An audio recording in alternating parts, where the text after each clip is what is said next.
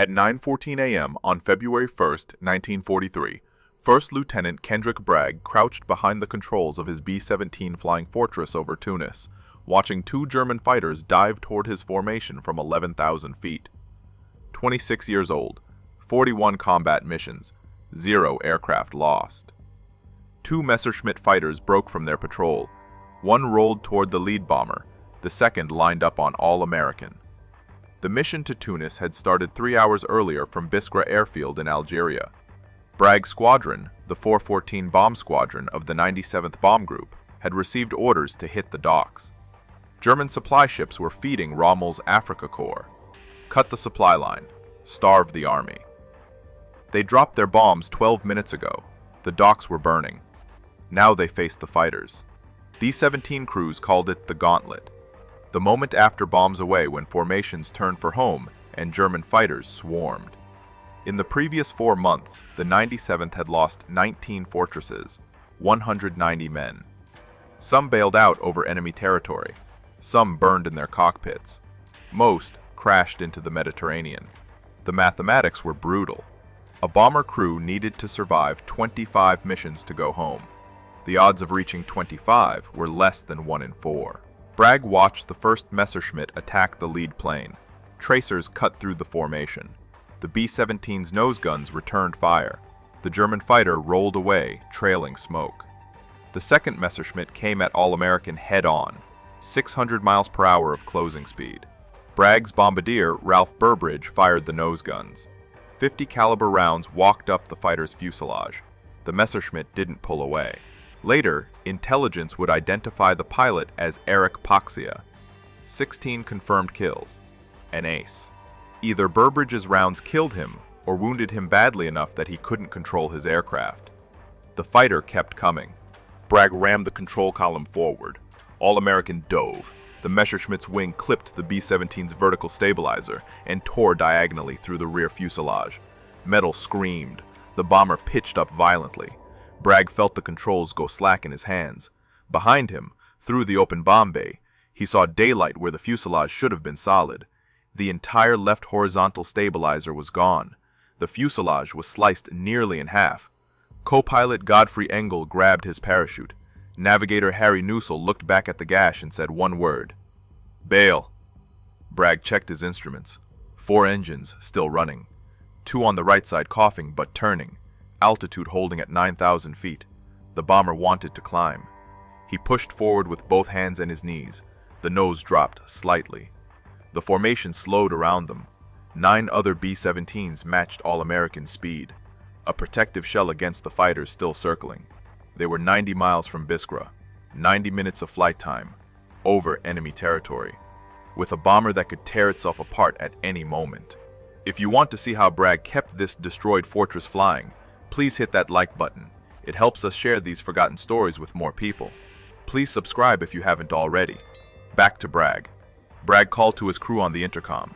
Static. The electrical system was damaged. He needed to know if anyone was hurt. He needed to know if the tail section was even attached. And he needed to decide in the next 60 seconds whether to order his crew to jump into the Tunisian desert or try to fly a half-destroyed bomber home. Bragg unbuckled and climbed out of his seat. The bomb bay doors were still open from the attack run. Cold air howled through the fuselage at 9,000 feet. He could see through the gash in the rear fuselage all the way to the tail section. The tail gunner Sam Sarpolis was still in his position. Alive. Moving. Cut off from the rest of the crew by 16 feet of empty air where the floor should have been. Engineer Joe James appeared at Bragg's shoulder. Both right engines losing oil pressure. Left outboard engine running hot. Electrical system shot. Oxygen system dead, radio completely gone. The tail? Hanging by the right side frame, that's it. Maybe some structural members I can't see. The whole thing swinging in the slipstream. Bragg looked at the tail gunner again. Sarpolis gave him a thumbs up through the plexiglass. 150 pounds of man holding the tail section stable by his weight alone. Radio operator Paul Galloway crawled forward. Intercom's dead, but the bombsight autopilot wiring is intact. The Norden system uses separate electrical lines to the control surfaces. The Norden bombsight had its own autopilot. Electrically controlled servos mounted near the rudder and elevator. designed to hold the aircraft steady during bomb runs, not designed to fly a crippled bomber home. But it was all they had. Can we control it from the cockpit? The bombardier station. Burbridge can manipulate the autopilot inputs. You call out what you need, he translates it into autopilot commands. Bragg climbed back into the pilot's seat. The bomber was holding altitude but drifting right. Every control input felt like pushing against a wall. The damaged tail created massive drag on one side. He looked at Engel. We try for Biskra. The co-pilot stared at him. 90 miles? Formation stays with us until we're clear of fighters. Then we're on our own. Start dumping weight. Ammunition, guns we can remove, everything not bolted down. Bragg keyed the dead intercom, then remembered. He sent James back through the aircraft with orders. Strip the plane. Throw out everything. They needed to stay airborne for 90 minutes with 2.5 engines and half a fuselage. Waist gunner Michael Zook appeared with his 50 caliber machine gun, 700 pounds of weapon system. He heaved it through the gash in the fuselage. It tumbled toward the desert below. Ball turret gunner Elton Conda followed with ammunition cans, 500 rounds per can, 40 pounds each. Gone. The Messerschmitts made one more pass. Conda and Zook stood in the fuselage with their heads and shoulders exposed through the torn metal. They fired their remaining weapons. The German fighters broke off, out of ammunition or fuel, or both. The formation was beyond their operational range. The other B-17s pulled ahead. Standard procedure. Don't risk 9 aircraft for 1. All-American dropped to 8,000 feet, then 7,000. Bragg was trading altitude for airspeed. If they went too slow, the bomber would stall. Too fast, and the damaged tail would rip off completely. Burbridge called from the bombardier station. Autopilot's holding, but it's fighting me. Every input I make takes 30 seconds to register. This thing wasn't built for manual flying. Keep it level. That's all we need. The formation disappeared ahead. All-American was alone over enemy territory. Bragg watched the fuel gauges. They had enough to reach Biskra. Barely. If the engines kept running. If the tail stayed attached.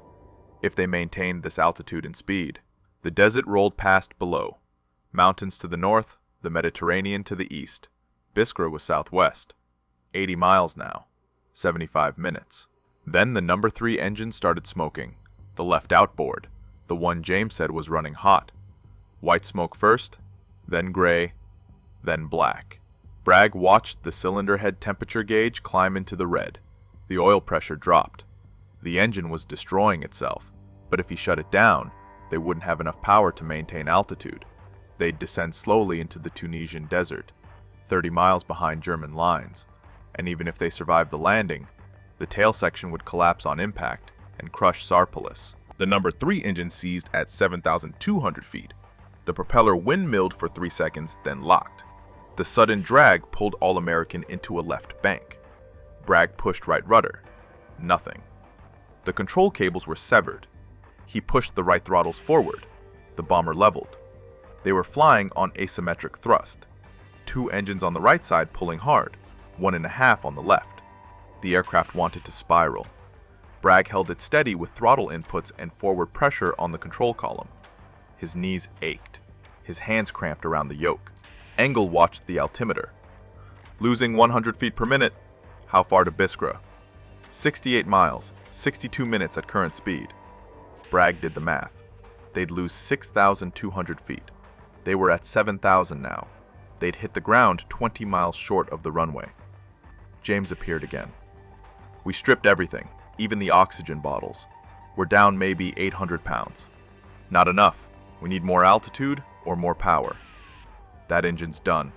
If we restart it, the whole thing could catch fire or throw the prop. Either way, we're dead. Bragg looked at the fuel gauges. They'd burned through 1/3 of their load. Fuel was weight. Every gallon they burned made them lighter. Every pound lighter meant they could glide farther. But they needed to stay airborne long enough to burn that fuel. How much fuel in the bomb bay tanks? Maybe 200 gallons? Why? Dump it. James stared at him. We need that fuel to reach Biskra. We won't reach Biskra if we hit the ground in 40 minutes. Dump the Tokyo tanks, all of them. Get us another 1,000 pounds lighter right now. James crawled back through the aircraft. 2 minutes later, fuel sprayed from the bomb bay. 200 gallons at 6 pounds per gallon. 1,200 pounds of weight gone in 30 seconds. The altimeter steadied, then climbed. 7,100 feet. 7,200. 7,300. Bragg felt the bomber respond. Lighter, more lift from the wings. The descent stopped at 7,500 feet. They had breathing room. Maybe enough. The autopilot servos whined.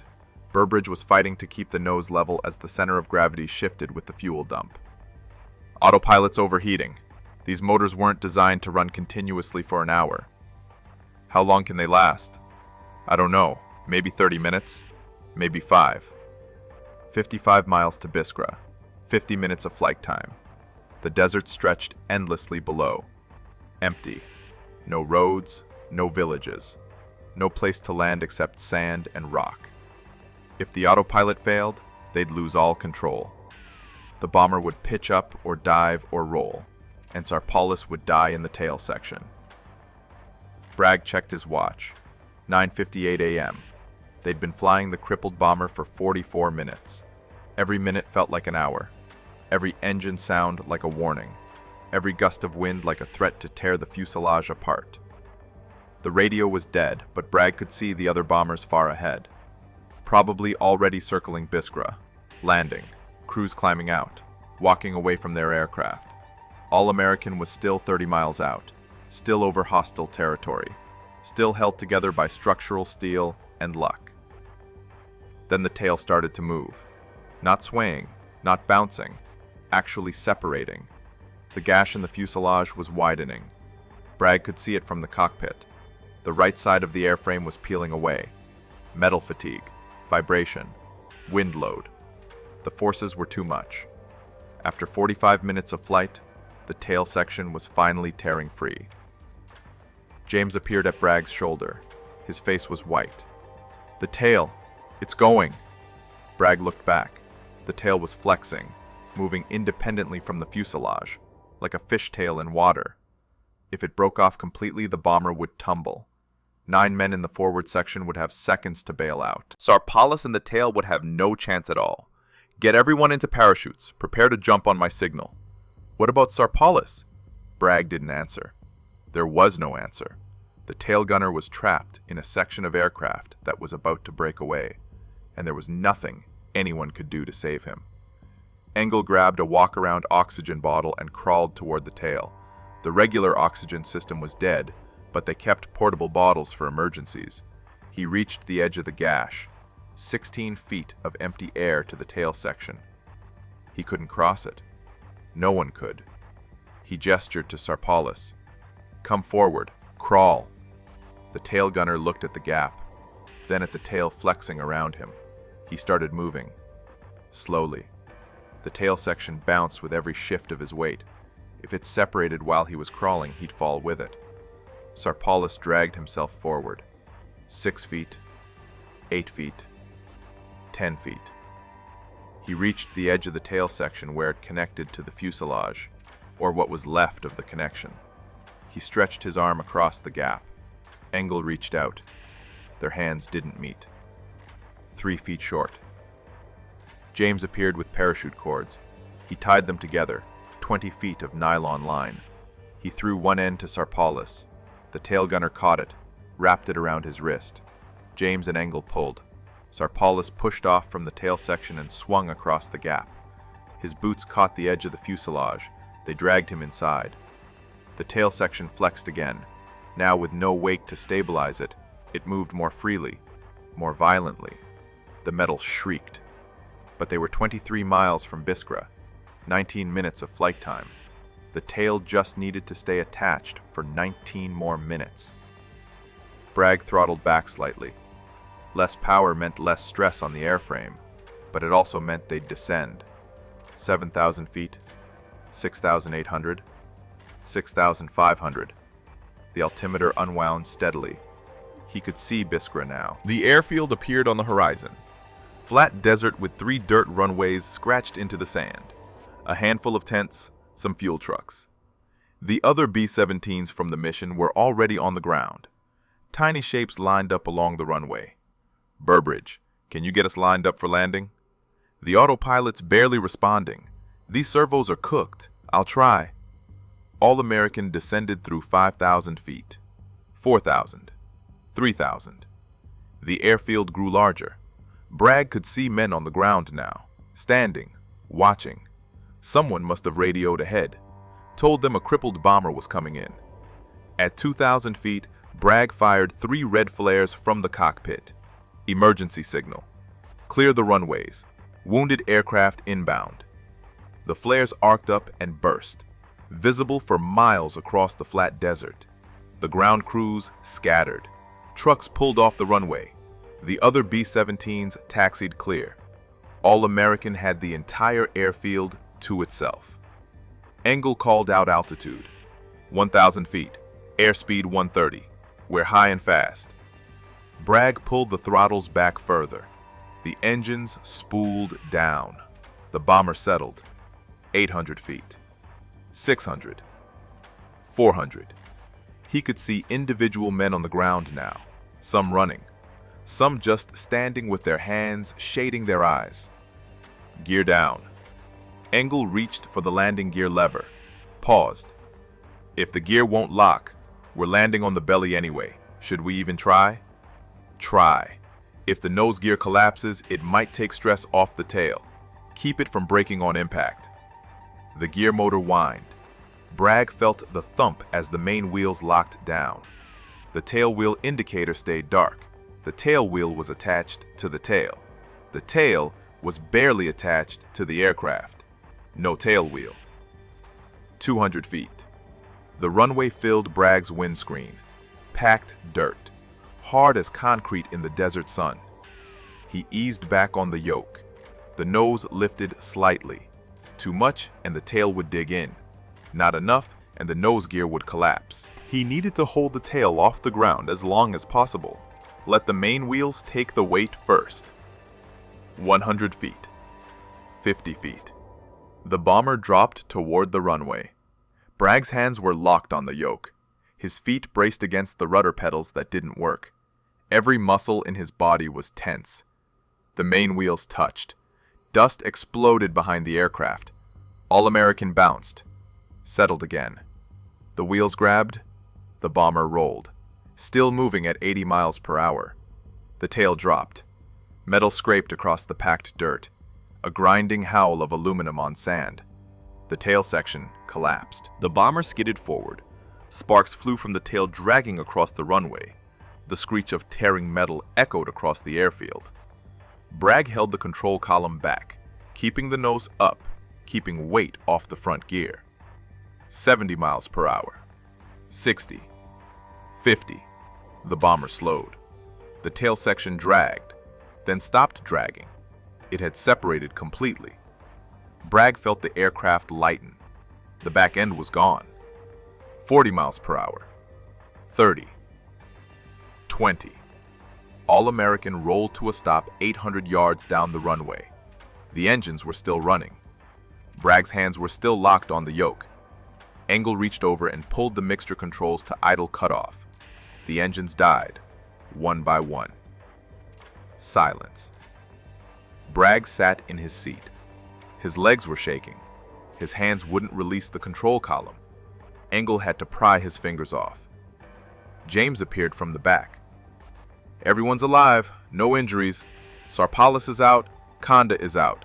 Everyone's getting off now. Bragg climbed out of his seat. His knees nearly buckled. He'd been flying for 4 hours, the last 90 minutes at full tension. Every muscle was cramped. He walked back through the fuselage. The bomb bay was empty. The waist section was stripped bare. Then he reached the gash. He could see straight through to the runway behind them. The tail section was sitting 200 yards back, collapsed on its side. The vertical stabilizer bent. The horizontal stabilizer missing, but intact enough that you could see it had been part of an aircraft 5 minutes ago. Bragg climbed down through the fuselage opening. His boots hit the dirt. Ground crew were running toward the bomber. An ambulance pulled up. The medics jumped out with stretchers ready. Burbridge waved them off. "We're fine. Nobody's hurt." The medics looked at the bomber. then at the crew, then back at the bomber. One of them said what everyone was thinking. How? Bragg walked back to look at All-American from the outside. The famous photograph that would circulate through every Air Force base in North Africa was taken 10 minutes later by Lieutenant Charles Cutforth from another B-17. But even without the photograph, the damage was obvious. The left horizontal stabilizer was completely gone, ripped off at the root. The vertical stabilizer was damaged. The rudder was barely attached. The fuselage had a diagonal gash from the top turret position all the way to where the tail should have been. You could see through the aircraft from one side to the other, daylight visible through a 16-foot gap. 2 engines on the right side were destroyed. Oil streaked the wings. The left outboard engine was seized. Only 1 engine out of 4 was undamaged. The electrical system was shot. The oxygen system was torn apart. The radio was in pieces. Control cables dangled from the severed tail section. Navigator Harry Newsell stood next to Bragg. He pulled out a small camera, started taking pictures. Nobody's going to believe this. The ground crew chief appeared, Hank Highland. He'd maintained All-American since the bomber arrived in North Africa 3 months earlier. He walked around the aircraft slowly, touching the torn metal, looking up into the gash. He stopped at the tail section lying on the runway. "Lieutenant, how did you fly this?" "Norden autopilot. We couldn't use the control surfaces directly, so we used the bombsight servos." "For 90 minutes? 87 minutes. We dumped fuel to gain altitude, threw out guns and ammunition to reduce weight, flew on asymmetric power after number 3 seized." Highland looked at the crew. 10 men, all standing, all walking. Not a scratch on any of them. He looked back at the bomber. "This aircraft should not have made it back. The tail should have separated over Tunisia. You should all be dead or prisoners right now." Bragg didn't respond, because Highland was right. By every engineering calculation, by every principle of aerodynamics, by every law of physics, All-American should have broken apart over enemy territory. The fact that it didn't wasn't skill or training or even luck. It was something else. Something about the B-17 Flying Fortress that made it the most survivable bomber of World War II. And understanding what that something was would save thousands of lives over the next 2 years. The Boeing engineers who designed the B-17 in 1935 had made one critical decision that other aircraft manufacturers hadn't. They built the fuselage using a semi-monocoque structure with heavy longitudinal stringers and deep circular frames spaced every 20 inches. Most aircraft used the fuselage skin to carry structural loads. The B-17 used an internal skeleton. The skin was secondary. This meant that if part of the fuselage was damaged, the loads redistributed through the frame members. The aircraft could lose entire sections and still maintain structural integrity. All-American had lost its left horizontal stabilizer, the structure that creates downforce to balance the nose-heavy bomber. But the right stabilizer was intact, and the B-17's design included enough control authority from one stabilizer to maintain flight. Barely, but enough. The fuselage had been cut nearly in half, but the right side structural members held. 4 main longerons ran the length of the fuselage. All-American lost 2. The remaining 2 carried the entire load. They weren't designed for that, but they held for 90 minutes. The engines were mounted on a wing spar that passed completely through the fuselage. This spar was independent of the fuselage structure. When the Messerschmitt struck, it didn't damage the wing attachment. The wings stayed on. The engines kept running. And as long as the wings were attached, the bomber could fly. Within a week, engineers from Wright Field arrived at Biskra. They measured every damaged component, photographed every crack, calculated the loads that All-American had survived. The data went back to Boeing and every other aircraft manufacturer in the United States. The lessons were immediate. Increase frame spacing strength, add redundant control runs, design systems with multiple failure modes, build aircraft that could lose 30% of their structure and still bring crews home. But All-American wasn't done flying. The maintenance crews at Biskra spent 6 weeks rebuilding the bomber. They fabricated a new tail section, spliced in replacement fuselage frames, reinstalled the left horizontal stabilizer, replaced 2 engines, rewired the electrical system. By mid-March 1943, All-American was airworthy again. The bomber was reassigned to the 352nd Bomb Squadron, 301st Bomb Group. It flew missions over Sicily, over Italy, over the Mediterranean. The aircraft that should have been scrapped for parts flew for another 2 years. Crews who flew All-American after the collision reported that it handled differently. The spliced fuselage created vibration.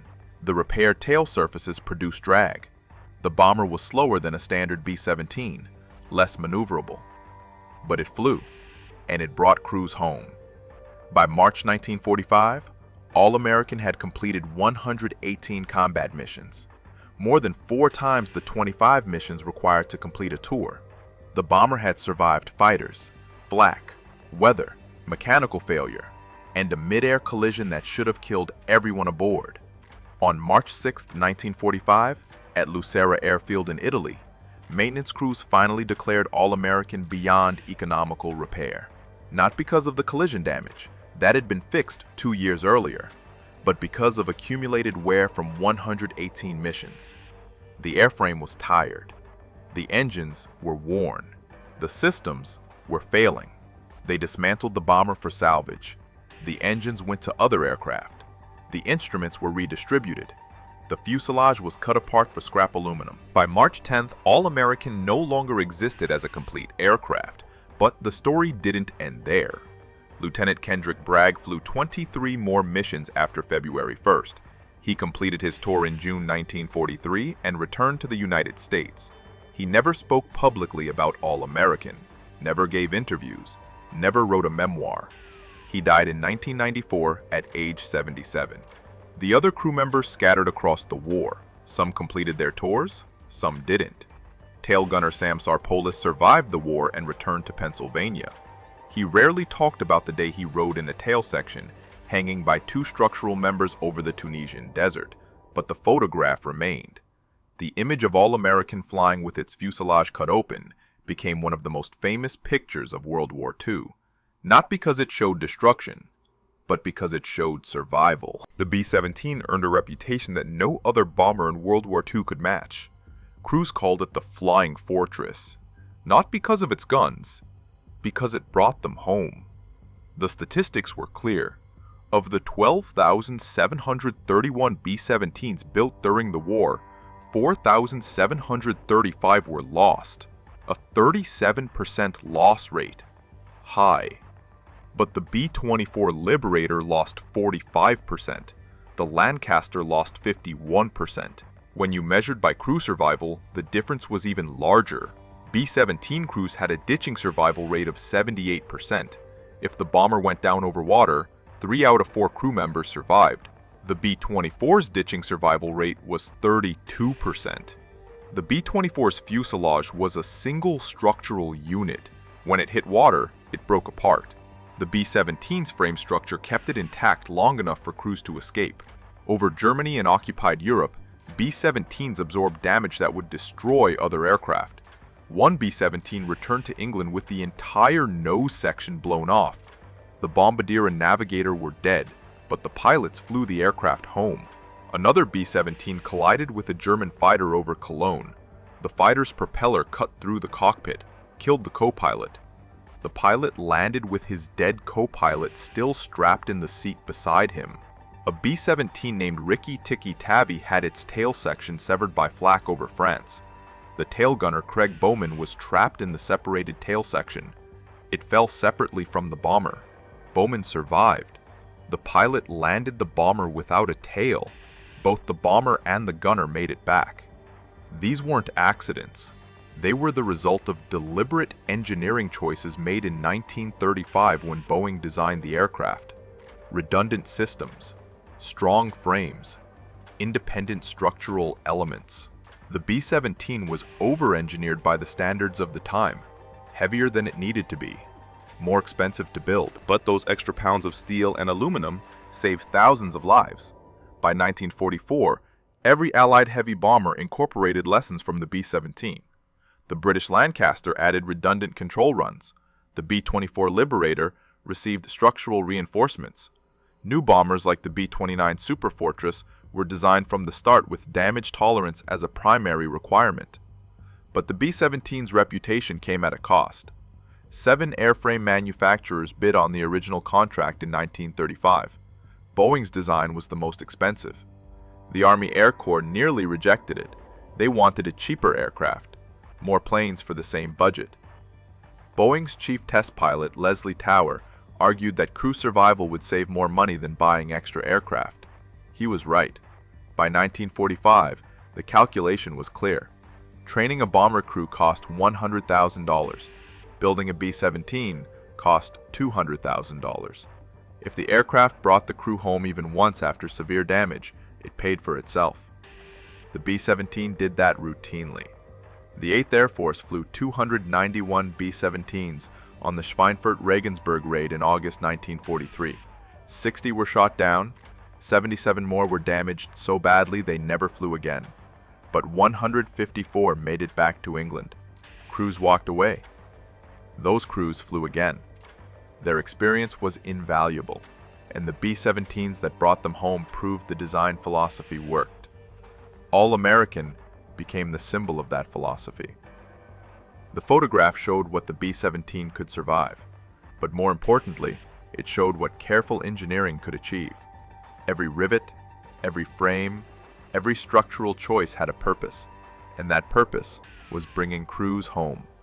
The 414 Bomb Squadron adopted a new emblem after February 1943, a cartoon dog preying on top of a damaged tail section. The unofficial motto was, "Coming in on a wing and a prayer." The official motto was simpler.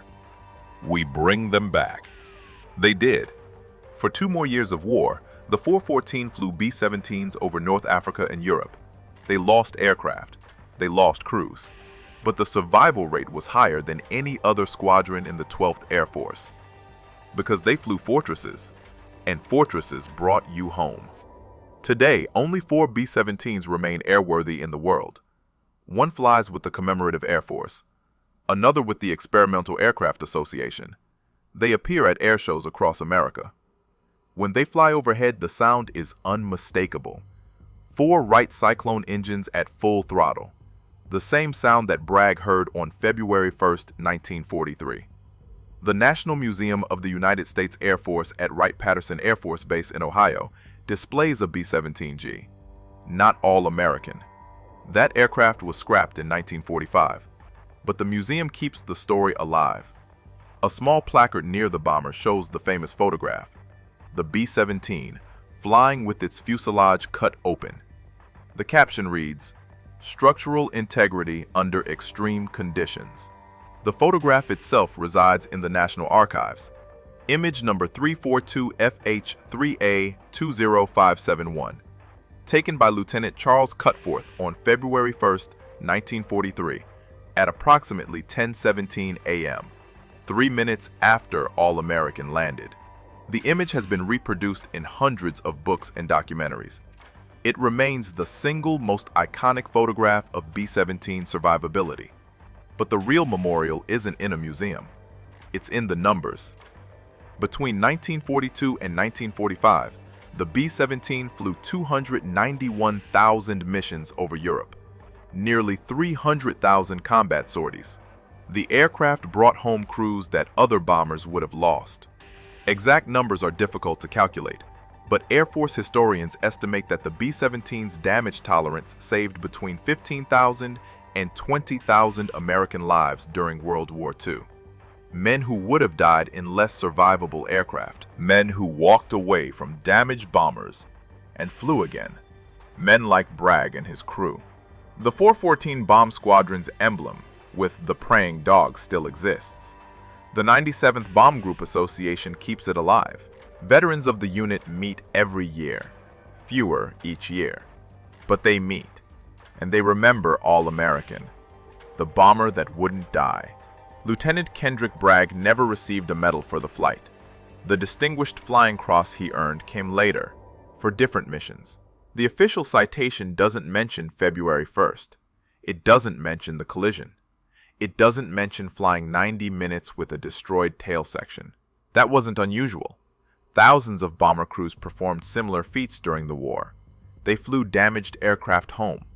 They saved their crews. They did their jobs. The system worked the way it was designed to work. The B-17 was built to survive. The crews were trained to handle emergencies. February 1st, 1943 was remarkable, but it wasn't unique.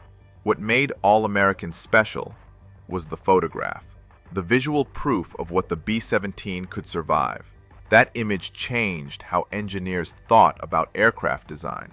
It influenced every military aircraft built after 1945. Today's combat aircraft are designed with battle damage tolerance as a primary requirement. All-American proved why that matters.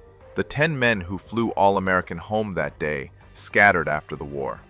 They returned to civilian life, started families, built careers. Most never spoke about their military service. That was common for their generation. You did your duty. You came home. You moved on. But they were part of something larger. They were part of the generation that fought World War II, the generation that built the B-17, the generation that proved democratic nations could outproduce, out-engineer, and ultimately defeat fascism. If this story moved you the way it moved us, do me a favor. Hit that like button. Every single like tells YouTube to show this story to more people who need to hear it. Hit subscribe and turn on notifications. We're rescuing forgotten stories from dusty archives every single day.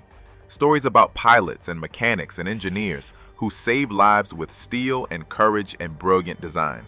Real people, real heroism. Drop a comment right now and tell us where you're watching from. Are you watching from the United States, Canada, Australia? Our community stretches across the entire world. You're not just a viewer. You're part of keeping these memories alive. Tell us your location. Tell us if someone in your family served. Just let us know you're here. Thank you for watching, and thank you for making sure Kendrick Bragg and his crew don't disappear into silence. These men deserve to be remembered, and you're helping make that happen.